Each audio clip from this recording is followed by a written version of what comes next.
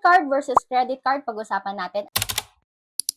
Hi mga sisis, this is Trixie and I usually talk about personal finance, and for today's topic, pag-usapan natin anong pagkakaiba ng debit card at credit card. So ano nga ba ang debit card? So, ayon sa Google, ang debit card is a payment card that withdraws funds from your checking or saving account.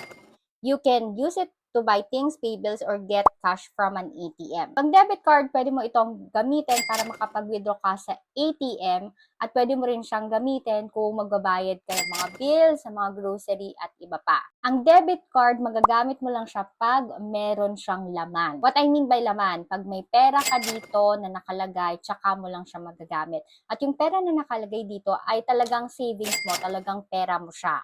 Let's talk about naman the credit card. Ano ang credit card? Credit card is a card that lets you borrow money from a financial institution to buy things. So, ang credit card, pwede ka rin ito mag-withdraw using your credit card, pero may fees yun. Pwede mo siyang gamitin pagbayad ng bills, pambayad sa mga grocery, at pang-shopping. Itong credit card, hindi mo pera yung nandito, kundi pera ng bangko na pinapahiram sa'yo. At tinatawag iyon na credit limit. So, ang bangko, bibigyan ka ng credit limit. Kumbaga, yun yung parang pera na pwede nilang ipahiram sa'yo.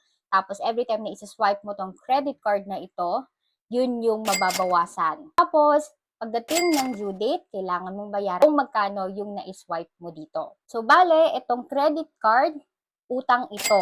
Yung pera na nandito ay pera ng bangko. Again, ano pagkakaiba nila? Yung debit card, pera mo. Yung credit card, pera ng bangko na pinapahiram sa'yo. If you like this type of video, like and follow for more.